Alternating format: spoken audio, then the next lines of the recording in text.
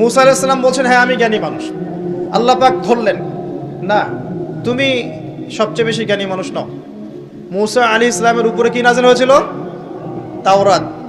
আল্লাহ পাক তার সাথে কথা বলেন নাই? বলেছিলেন? তুর পাহাড়ে তিনি আগুন দেখেছিলেন, আল্লাহ পাক কথা বলেছিলেন না? কালিমুল্লাহ বলা হয়। মুসা আলাইহিস সালামকে বিশাল একটা গোত্রের দায়িত্ব দেওয়া হয়েছিল, বনু ইসরাইল। এবং কোরআন খুললে আপনি প্রত্যেকটা জায়গায় দেখবেন মুসা আর ফেরাউন, মুসা আর ফেরাউন, তাই নয় কি? এত বড় একজন জলিল এবং কাদের নবী, আল্লাহ পাক তাকে বলছেন, না তুমি সবচেয়ে জ্ঞানী মানুষ নও। তিনি প্রশ্ন করছেন, তাহলে কে সেই জ্ঞানী মানুষ? মাহফিল অ্যাপ। একজন মুসলিম হিসেবে মাহফিল অ্যাপ ব্যবহার করা আমাদের ঈমানি দায়িত্ব। তিনি অস্থির হয়ে যাচ্ছেন, আল্লাহ আমি তার সাথে দেখা করতে চাই, I want to meet him, আমি তার সাথে দেখা করতে চাই। সে কোথায়? প্রয়োজনে তার সাথে দেখা করতে যদি আমাকে যুগ যুগ ধরে চলতে হয়, রাস্তায় হাঁটতে হয়, তাও হাঁটবো। কথা বুঝতে পারছেন? আল্লাহ পাক বলেন, ঠিক আছে। মাজমাউল বাহরাইন, দুই সাগরের মিলনস্থল বলে একটা কথা আছে। মাজমাউল বাহরাইন, দুই সমুদ্র যেখানে মিলে গেছে, সেখানে তুমি আমার ওই বান্দাকে পাবে। তার নাম হচ্ছে খিদির। কি নাম? খিদির। খিদির মানে হচ্ছে শ্যামল বা সবুজ। একটা বর্ণন এসেছে, খিদির আলাইহিস সালাম যেখানে বসতেন সেই জায়গাটা সবুজ হয়ে যেত। এখন এই ব্যাখ্যাটা বাহ্যিকভাবে হতে পারে, এটা ইন্টারপ্রিটেশনও করা যেতে পারে। আল্লাহ ভালো জানেন কোনটা ব্যাখ্যা সঠিক। বাহ্যিকভাবেই সব সবুজ হয়ে যেত, নাকি তার জ্ঞানের আলোতে অজ্ঞতা দূর হয়ে সব সবুজ হতো, আল্লাহ ভালো জানেন। তো ব্যাখ্যার একটা সুযোগ আছে। তো তিনি সেখানে গেলেন, তার সাথে একজন সঙ্গীকে নিয়েছেন, তার নাম হচ্ছে ইউশা বিন নুন, একজন যুবক, তরুণ যুবক। তারা দুজন পথ চলছেন। চলতে চলতে চলতে চলতে তারা একটা জায়গায় গিয়ে পথটা ভুল করলেন। একটা জায়গার কথা বলে দেয়া ছিল, এই জায়গায় গেলে তোমার থলির মধ্যে যে মাছ আছে, মাছ, মৃত একটা মাছ, এটা জীবিত হয়ে সমুদ্রে লাফ দিবে। যখনই লাফ দিবে ওই জায়গায় তুমি তাকে পাবে। কাকে পাবে? খিদির আলাইহিস সালামকে। তিনি সেখান থেকে একটু দূরে চলে গিয়েছিলেন। এই যে পথ তিনি ভুল করলেন কিছু দূর, এটা সূরা কাহফের মধ্যে আছে শেষের দিকে। আমি প্রত্যেকটা লাইন বাই লাইন পড়লে এখানে 12টা বাজবে। তো আমি ফিল করছি জিনিসটা এইভাবে, যে জীবনে চলার পথে আমাদের গন্তব্য যদি ঠিক না থাকে, তাহলে আমরা খুব সহজেই ক্লান্ত হয়ে পড়বো। আর আমার কথা কি বুঝতে পারছেন? জীবনে চলার পথে আমাদের গন্তব্য যদি ঠিক না হয়, আমরা খুব সহজেই ক্লান্ত হয়ে পড়বো। আমাদের গন্তব্য কি? এই গন্তব্য যদি ঠিক না থাকে, যাদের গন্তব্য দুনিয়া, যাদের গন্তব্য বাড়ি গাড়ি, স্ট্যাটাস, প্রতিপত্তি, পলিটিক্যাল পাওয়ার, যাদের গন্তব্য হচ্ছে জাস্ট দুনিয়ার মোহ, তারা খুব সহজেই ক্লান্ত হয়ে পড়বেন। কিন্তু আল্লাহর পথে যারা পথযাত্রী, যাদের গন্তব্য জান্নাত, তারা কখনো ক্লান্ত হয় না। কখনো ক্লান্ত হয়? দেখবেন শেষ বয়সে বৃদ্ধ হয়ে গেছে আলেম, বৃদ্ধ হয়ে গেছেন মুহাদ্দিস, মুফাসসির, এখনো দেখবেন যে সিংহের মতো বক্তব্য দিচ্ছে, দেখেন না? তো এই বিষয়টা আমি ফিল করেছি।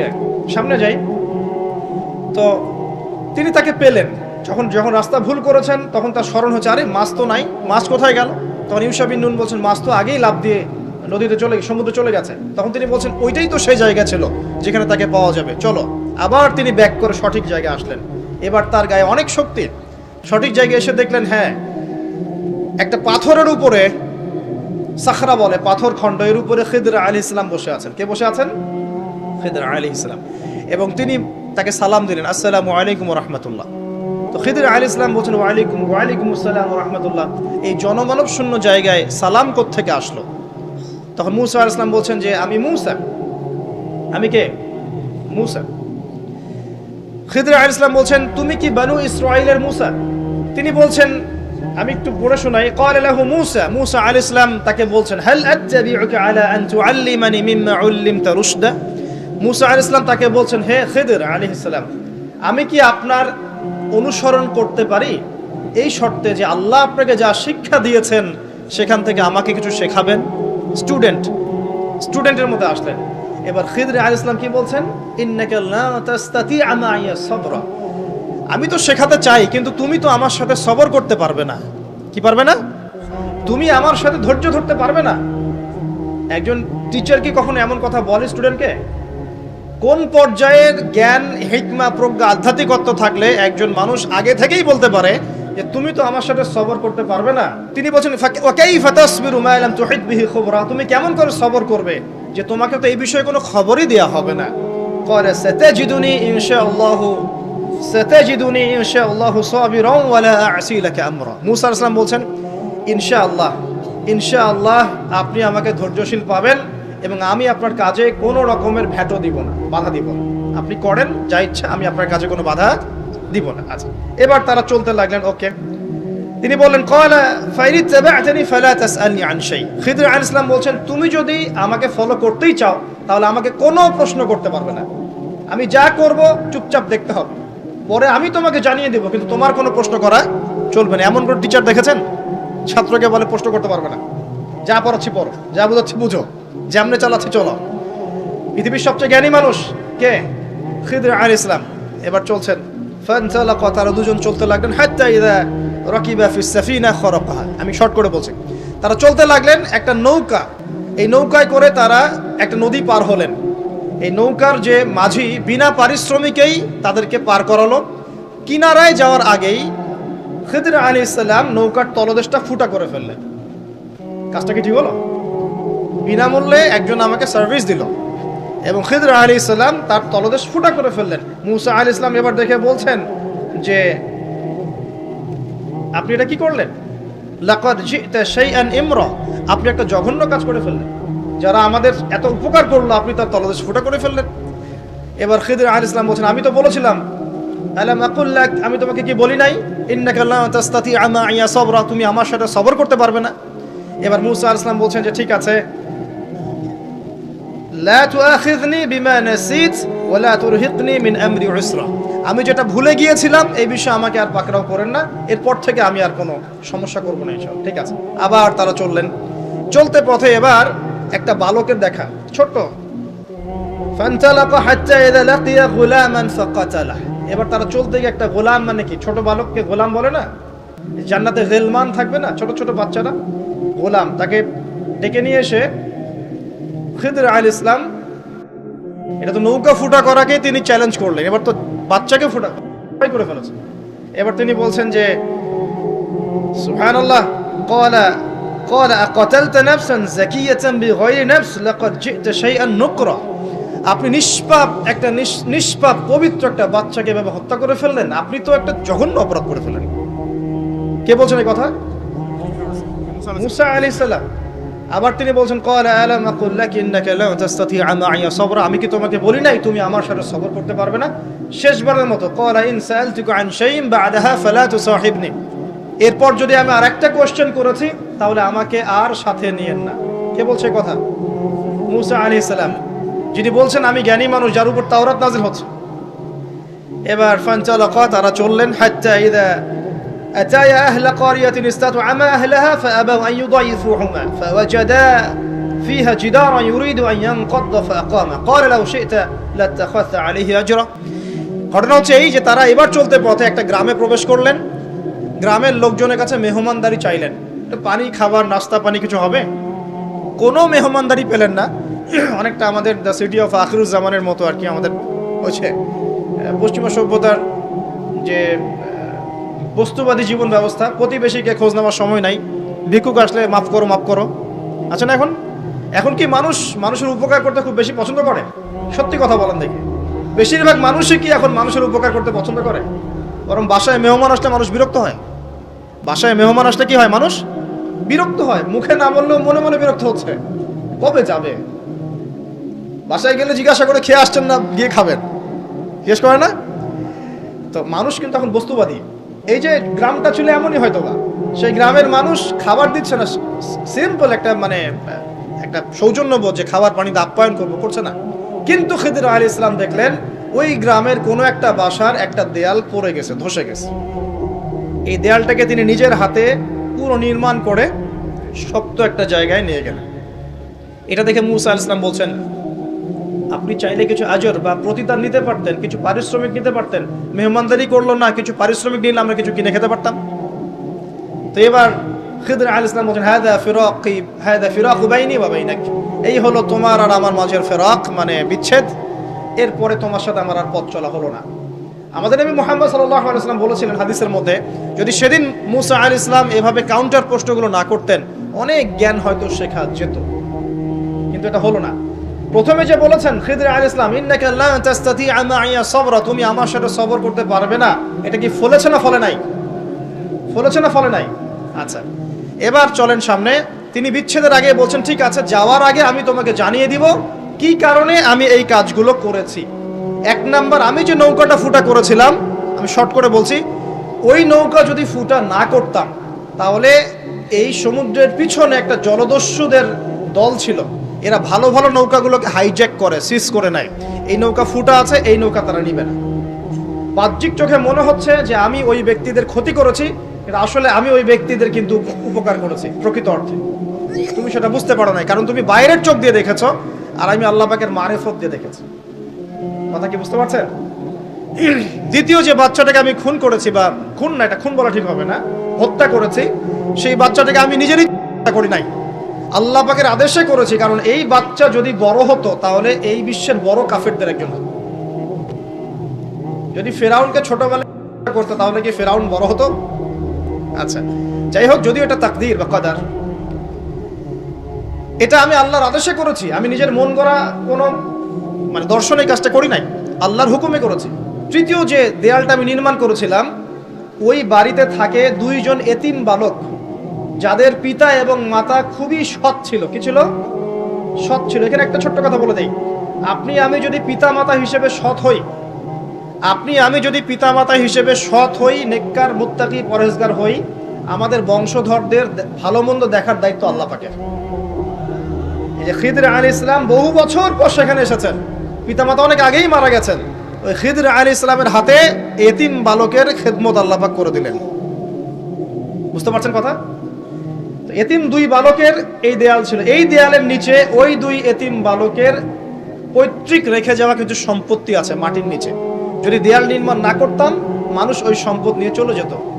এখন দেয়াল দিয়ে আমি এটাকে শক্ত করে দিয়েছি, এরা যখন বড় হবে তখন সেই সম্পদ পাবে। তো বাহ্যিকভাবে তোমার কাছে মনে হয়েছে আমি বিনা পারিশ্রমিকে অহেতুক একটা কাজ করছি, সত্যিকার অর্থে আল্লাহর হুকুমে আমি সেটা দেখেছি যা তুমি দেখতে পারো নাই, আমি সেটা বুঝেছি যা তুমি বুঝতে পারো নাই। এরপরে তাদের বিচ্ছেদ হয়ে যায়। আমি আপনাকে একটু দেখাই যে এখানে দেখুন, তিনটা ক্ষেত্রেই মূসা আলাইহিস সালাম বাহ্যিকতাকে প্রাধান্য দিয়েছেন, কিন্তু খিদর আলাইহিস সালাম ইন্টারনাল আইজ, বা আমরা যেটাকে বলি ইন্টারনাল অবজারভেশন, এটাকে প্রাধান্য দিয়েছেন। আপনি আর আমি যদি খিদর আলাইহিস সালামের মতো মুত্তাকি, পরহেজগার, জ্ঞানী, নিরহংকারী এবং বিনয়ী হতে পারি, কোরআন এবং সুন্নাহর মানদণ্ড চর্চা করে, ইখলাস ঠিক রেখে, নিয়াত ঠিক রেখে, শুধুমাত্র আল্লাহ পাকের সন্তুষ্টির জন্য আল্লাহর পথে দাওয়াতের কাজ, মেহনতের কাজ, দিনের প্রচার প্রসারের কাজ করতে পারি, ইনশাআল্লাহ তাআলা আপনার যদি হৃদয়টা কলবুন সালিম হয়, কলবের মধ্যে নূর থাকে, আল্লাহর মারিফত থাকে, ইনশাআল্লাহ আপনি এমন কিছু দেখবেন যা সবাই দেখবে না, আপনি এমন কিছু শুনবেন সবাই শুনবে না, আপনি এমন কিছু উপলব্ধি করবেন যা সবাই করতে পারছে না। এখানে তিনটা ক্ষেত্রেই খিদর আলাইহিস সালাম এমন কিছু দেখেছেন, বুঝেছেন যা মূসা আলাইহিস সালাম পারেন নাই। পৃথিবীর সবচেয়ে জ্ঞানী মানুষের এক্সাম্পল আপনাকে দিচ্ছে। এই তিনটা ঘটনা আপনি কি বুঝলেন? বাহ্যিকতা আর রিয়েলিটি, যেটা দেখা যাচ্ছে বাহ্যিক চোখ দিয়ে, আর রিয়েলিটি, বাস্তবতা এক জিনিস না। দেখেন, খিদর আলাইহিস সালাম কিন্তু একদিনে একা একা হয়নি। প্রথমত আল্লাহ পাক তার সম্পর্কে কি বলেছেন একটা কথা বলে দিই। আল্লাহ পাক বলছেন যে তিনি আল্লাহর একজন বান্দা ছিলেন, ফাওয়াজাদা আবদান, তিনি আল্লাহর একজন বান্দা ছিলেন, মিন ইবাদিনা, আল্লাহর বহু বান্দাদের মধ্যে তিনি একজন আল্লাহর বান্দা ছিলেন। কে? খিদর আলাইহিস সালাম। আতাইনাহু রাহমাতাম মিন ইনদিনা, খিদর আলাইহিস সালামকে আমি আমার পক্ষ থেকে রহমত দিয়েছিলাম। আল্লাহর পক্ষ থেকে কি দিয়েছেন আল্লাহ পাক?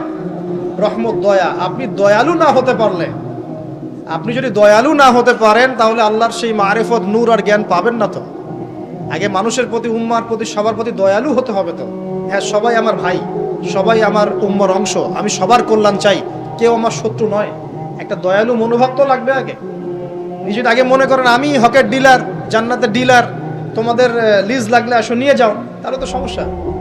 মনের মধ্যে যদি হিংসার, বিদ্বেষ, পরশ্রী কাতরতার, অহংকারের এসব বিষ বাষ্প পুষে রাখেন, তাহলে খিদর হবেন কিভাবে? নূর পাবেন কিভাবে? মারিফত অর্জন করবেন কিভাবে? আর হক বাতিল চিনবেনই বা কিভাবে? নিজে চিনবেন না, মানুষকে চেনাবেন কিভাবে? এই কারণে দেখবেন যে ওয়ার্ল্ড অ্যাফেয়ার্স নিয়ে কোনো কথা বললে বলে ভবিষ্যৎবাণী করছে, অথচ এটা বাস্তব বর্তমান, সেটা খেয়াল নাই। যেটা বাস্তব বর্তমান সেটাকে ভবিষ্যৎ মনে করছে। পুরো ওয়ার্ল্ডের ইকোনমিক সিস্টেম একটা ভয়ঙ্কর হুমকির মুখে আছে। বড় বড় যারা ইকোনমিক্সট এবং যারা মিলিটারি অ্যাফেয়ার্স নিয়ে পড়াশোনা করেন তারা বলছেন যে এই বিষয়গুলো ওয়ার্ল্ডের সামনে দাঁড়িয়ে আছে। আর পড়াশোনা করে কোরআন সুন্নাহর জ্ঞানের সাথে এই যুগোপযোগী জ্ঞানগুলোকে একত্রিত করে যখন আমরা এগুলোর সলিউশন দেওয়ার চেষ্টা করছি, বলছে গণক, বলছে ভবিষ্যৎ বক্তা, বলছে অমুক তমুক। অথচ ইসলাম, আলেম ওলামা এবং যারা দিনের দায়ী মোবাল্লেগ, তাদের কাছ থেকে জনগণ আসলে আশা করে কি? আপনারা কি আমাদের কাছে শুধু এটাই আশা করেন ওয়াজ মাহফিলের এখানে বসবো, সুবহানাল্লাহ বলা শেখাবো, আলহামদুলিল্লাহ পড়লে কত নাকি হয় এটাই শেখাবো, হ্যাঁ মাসলা মাসাইলগুলো শেখাবো, এতটুকুই যথেষ্ট? হাত বাঁধবেন কোথায়, রফুল ইয়াদান করবেন কি করবেন না, আমিন জোরে নাচতে, এগুলো নিয়েই কথা বলবো খালি? আমরা কি খালি এই আধ্যাত্মিকত্বের বিষয়গুলোই, ইবাদত বন্দেগীর জীবনের কথাগুলোই বলবো? ইসলামে কি ইকোনমিক কোনো সেকশন নাই? ইসলামে কি পলিটিক্স নাই? ইসলামে কি জিও পলিটিক্স নাই? ইসলামে কি অন্যান্য ফিলোসফিক্যাল থটসগুলো নাই? তাহলে যুগ এবং জিজ্ঞাসার সমাধান আপনারা আমাদের কাছে আশা করেন কি করেন না? যুগ এবং জিজ্ঞাসার যে সমাধান, এটা তো আপনার আলেম ওলামার কাছে আশা করবেন, তাই নয় কি? না কার কাছে আশা করবেন? কে দিবে আপনাকে সমাধান? এখন এই সমাধান দেওয়ার জন্য যোগ্যতা কি লাগবে? আপনাকে খিদির হতে হবে, খিদির আলাইহিস সালামের মতো দূরদর্শিতা সম্পন্ন হতে হবে। কিভাবে হবেন? ওই যে আল্লাহ পাক বলছেন আমি তাকে রহমত বা দয়া দিয়েছি। আগে দয়ালু হতে শেখেন, আগে মনের হিংসা দূর করেন, মনটা পবিত্র করেন। আগে পবিত্র হচ্ছে না, টেনশনের কিছু নাই। আল্লাহওয়ালা কোনো মানুষের কাছে আসেন, এসে পড়ে থাকেন, পবিত্র হয়ে যাবেন ইনশাআল্লাহ। আল্লাহওয়ালা যে মানুষরা আছেন, আল্লাহর মারিফতওয়ালা মানুষরা, তাদের কাছে সোহবতে গিয়ে পড়ে থাকেন 5 দিন 7 দিন 1 মাস 40 দিন, ইনশাআল্লাহ দেখবেন আপনি অনেক কিছুই শিখবেন। সবকিছু বইপত্র পড়ে শেখা যায় না, সবকিছু বইপত্র পড়ে আর এই সার্টিফিকেটস অর্জন করে সব শেখা যায় না।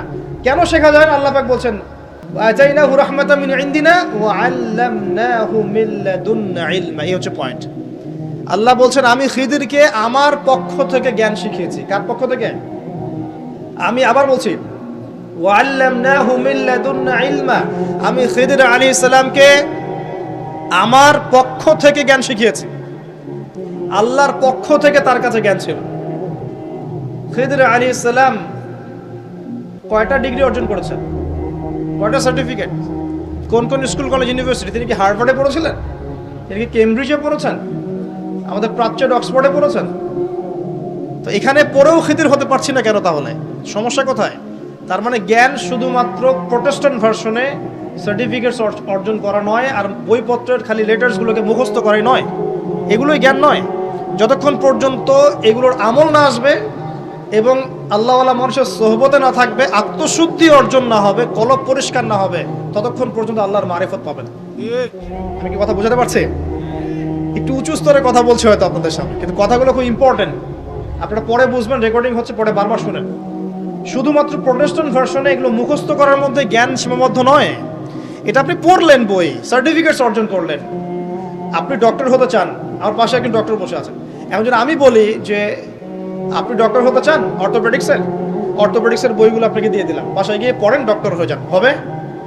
পারবে কি কেউ করতে? তাকে মেডিকেল কলেজে ভর্তি হতে হবে, ক্লাস করতে হবে, তার চেয়ে বড় বড় ডক্টরদের সোহবতে থেকে জ্ঞান শিখতে হবে, প্র্যাকটিক্যাল করতে হবে, কত কাজ।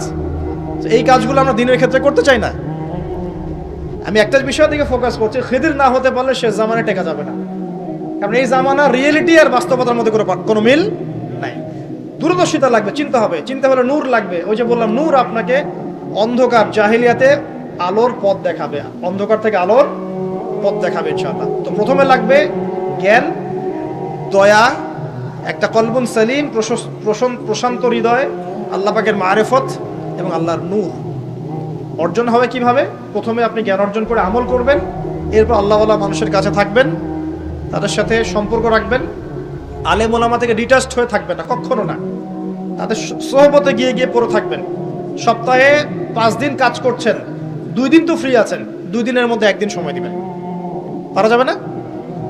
বহু ওলামায়ে কেরাম বাংলার আনাচে কানাচে কাজ করছেন, অফলাইনেই, অনলাইনে তাদেরকে পাবেন না আপনি। এমনও আল্লাহওয়ালা মারিফতওয়ালা মানুষ আছে বাংলাদেশের মাটিতে, যাদেরকে আপনি অনলাইনে একটা ছবিও খুঁজে পাবেন। শুধুমাত্র নিজে নিজে জ্ঞান অর্জন নয়, আমল দরকার, সোহবত দরকার। আর কি দরকার? বললাম কলবুন সালিম, প্রশান্ত একটা হৃদয় দরকার, আল্লাহ নূর দরকার, মারিফত। এরপরে দেখবেন আপনি এমন কিছু দেখছেন, শুনছেন, বুঝতে পারছেন যেটা সবাই পারবে না। এখানে দেখেন তিনটা ক্ষেত্রেই খিদর আলাইহিস সালাম কি সঠিক না ভুল? সঠিক না ভুল? আচ্ছা, এখন তার কাজগুলোকে মূসা আলাইহিস সালামের কাছে কি মনে হচ্ছিল, সঠিক না ভুল? এই জামানাটা সেই জামানা যে জামানায় আপনি দেখবেন সত্য মিথ্যার মানদণ্ড উল্টে গেছে। আমানতদারকে খেয়ানতকারী বলা হচ্ছে, খেয়ানতকারীকে আমানতদার বলা হচ্ছে। প্রচন্ড রকম উগ্র একজন মানুষকে আপনি বলছেন ভালো মানুষ, কিন্তু একজন ভালো মানুষকে আপনি বলছেন উগ্র। প্রচন্ড রকম জালেম একটা সভ্যতাকে আপনি বলছেন একদম বিশ্বের সবচেয়ে উন্নত সভ্যতা, কিন্তু আদতে তারা বিশ্বের সবচেয়ে নিকৃষ্ট সভ্যতা। বাহ্যিকভাবে আপনি দেখছেন ইকোনমিক প্রোগ্রেস, আসলে দেখছেন ধসে যাচ্ছে। বাস্তবতা হচ্ছে এটা ধসে যাচ্ছে। আপনি দেখছেন নারীর অধিকার একদম, আদতে নারীরা জাহান্নামী হচ্ছে বেশি বেশি। বাহ্যিকভাবে দেখছেন যে পোশাক চেঞ্জ হয়ে যাচ্ছে, ছেলের পোশাক মেয়ে, মেয়ের পোশাক ছেলে, তাই না? এটা শুধু বাহ্যিক পোশাকেই হচ্ছে না, এটা আপনার সমাজের ফাংশনাল রোলটাও চেঞ্জ হচ্ছে। সমাজের ফাংশনাল রোলের মধ্যে মেয়ে ছেলের জায়গায় আসছে, ছেলে মেয়ের জায়গায় যাচ্ছে। ভিতর থেকে দেখা শেখেন আপনি, ভিতর থেকে দেখা শেখেন। দেখছি আমরা উম্মার জন্য অনেক কিছু করে ফেলছি, কিন্তু আদতে আমরা এখনো ঐক্যবদ্ধই হতে পারছি না। আমরা সবাই মিলে একটা জায়গায় আসতেই পারছি না এখনো। ছোটখাটো বিষয়গুলোকে নিয়ে অনলাইন অফলাইন গরম করে রেখে দিচ্ছে একেবারে, তাই না?